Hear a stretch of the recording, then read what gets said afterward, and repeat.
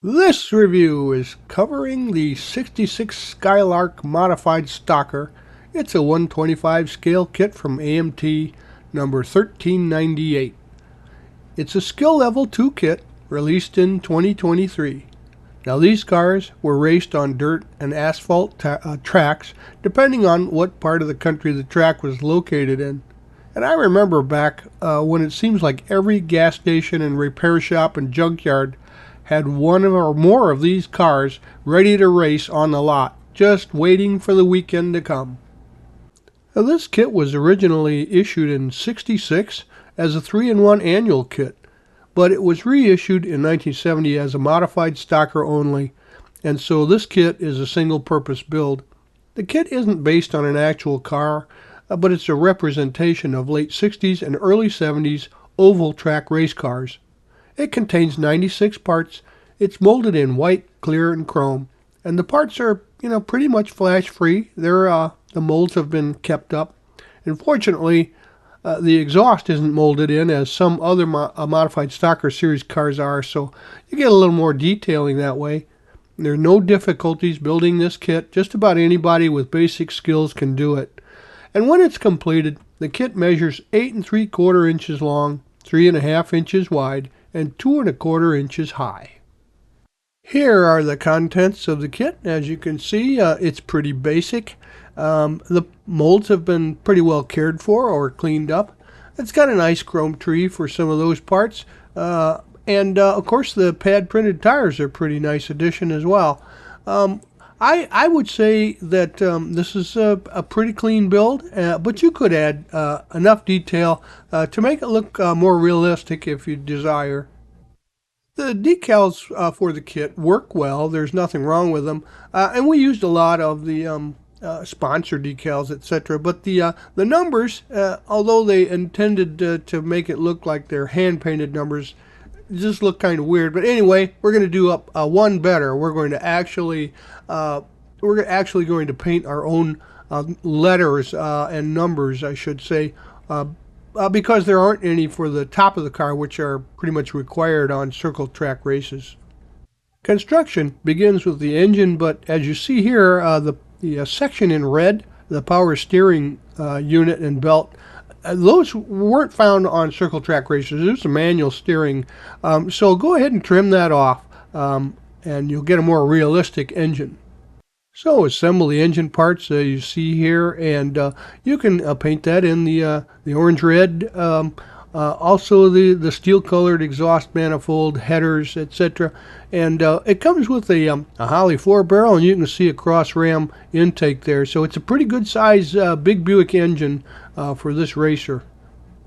Here's the completed engine from the right side. As you see, we're going to add the headers in later on to make sure there's no interference with any of the inner fenders and make sure they get aligned properly. But you can see the coloration here, the distributors, flat black, the air take cleaner intake there, that's gloss black, and of course the steel colored headers and steel colored transmission. So set that aside. The wheels are all 4 wheels are front wheels. So for realism, I drilled out the center of the 2 wheels that had hubs on them, and I used a piece of trimmed sprue to fill in the holes and make them all, make those look like rear wheels.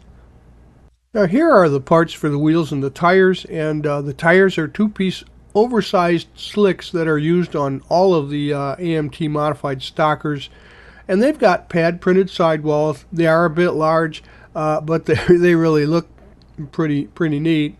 Now those are glued together, those tires, with some CA glue, and once that's set, they get pushed together first, and then the wheel fronts and the backs are pushed into place using glue on the inner surfaces there, the ODs.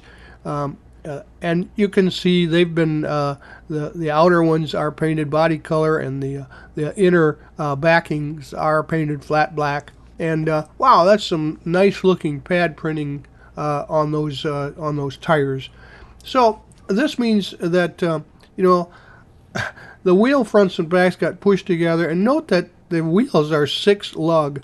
which means that this car was built using heavier duty suspension parts from like a half-ton pickup truck, which was common at the time.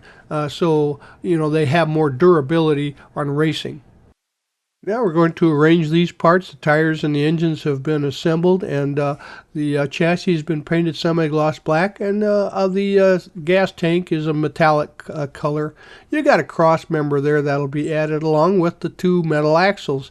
And yes, they use the front, metal axle in front. It goes just in front of the oil pan, and we're going to assemble those at this point. Now they go together pretty easily. There's no big issues there, but you may want to carefully, mock those up before you put them together. Now the suspension's molded in front there. It has little detail basically, and you just push, the tires onto the metal axles after you place them through their locations, and then just put the engine into position on the mounts and use some strong glue. Also, make sure that you scrape off any paint, or for that matter any chrome if you've got any left here, to make sure that the glue adheres and the parts will stick together. I made another change at this point for realism.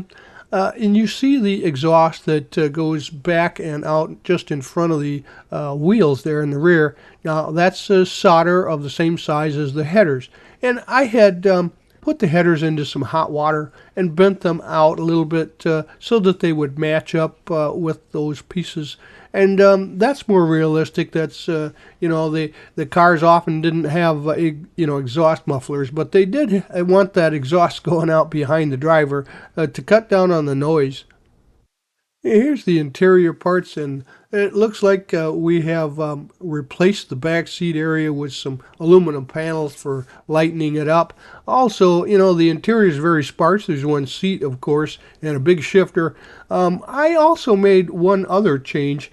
The decal, or the gauges that are molded in, they didn't really look like you'd find in one of these cars, so I sanded those off and just added some from my parts box, a couple of gauges to indicate mostly a tachometer and engine oil pressure, etc., like that. That's more realistic for one of these racers. And here's the roll bar. As you can see, the main parts are just a gray color, a gloss gray, and then you've got flat black. That's the cushioning around the frame. Now go ahead and assemble that, and while it's still a little bit pliable, put that into place by scraping off the paint and locating the posts and pegs into the receiving holes in the interior.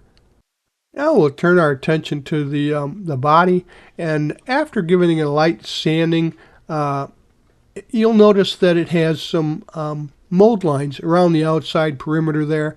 It actually wraps around the front and the back and goes up over the drip molding and the front of the C-pillar or window there. So go ahead and sand that off and get your body prepped for painting. After a light coat of primer had dried, I sanded the body again, and then I painted the body using one-shot brand paint, and also it's a two-tone. So I used a similar pattern to the box art, which was quite often found on those cars to make them stand out. And after the painting, the windshield, firewall, and the battery are added. And then once those parts are in place, the interior can be pushed into place from the bottom. Just locate the landing spots and use some strong glue to assemble that unit. Once your paint has fully dried, go ahead and add your decals. And as I've mentioned, I hand painted the numbers because the kit supplied decal doesn't offer those for the top of the car, which is mandatory on one of these units. And notice there's also a little chrome trim there around the window. Quite often that was left in place even if they took the window out. Here are the parts to finish the build. And you can see the hood's been adorned with the decals, and it's got a couple of hood pins, but I removed any extra detail because there wouldn't be any chrome moldings on one of these parts. They would remove them so that they didn't get ripped off, or they've got extra weight, so they would take those off. Now here are the parts that you'll have and decals that I had left over for my build. There are some pieces in there that belong to different versions of the kit, probably some of the originals, but they'll just be left over for your parts box. With the hood and the crash bars now in place, your car looks like just like one of those racers that you would have seen back in the 70s, zipping around those oval tracks near your house. Just about every town of any size had a little racetrack, and the people would come on the weekends, and so would the cars, and they looked a lot like these. Mostly painted hastily but colorfully, at least at first, and with plenty of crash protection because they were always running into each other, it seemed.